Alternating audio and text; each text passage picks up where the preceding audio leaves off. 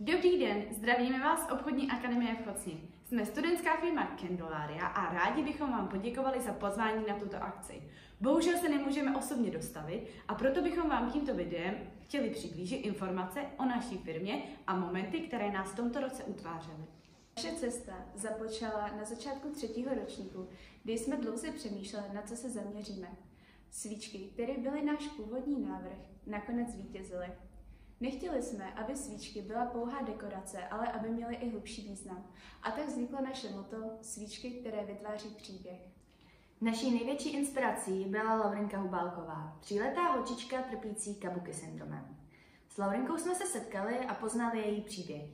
Poté jsme se rozhodli, že právě tento příběh se bude odrážet v našich svíčkách a v celkové filozofii naší firmy.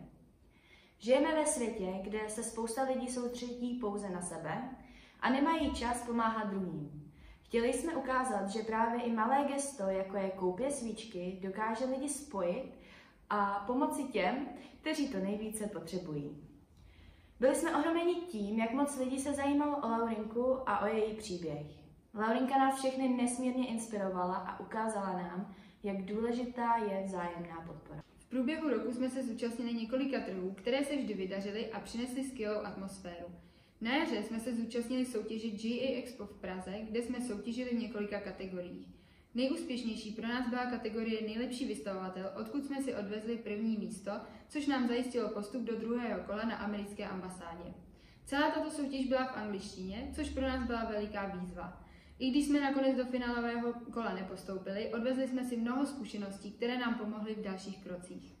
Naší poslední akcí byla JA Ceremony Award, která se konala na americkém velvyslanectví v Praze.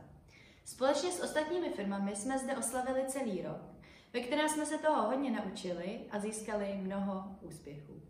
Rok, který jsme strávili v naší firmě, byl nezapomenutelný. Byl to rok plný nových zkušeností, zážitků a setkání. Naši firmu tvořilo spousta osobností, což naši firmu potom utvořilo jedinečnou. S láskou na tento rok budeme vzpomínat. A teďka bych vám chtěla popřát krásný večer, skvělou zábavu a my si jdeme asi nadále užívat našeho výletování v Německu. Nashledanou! Děkujeme všem za podporu a přejeme krásné Vánoce! So nice. So good!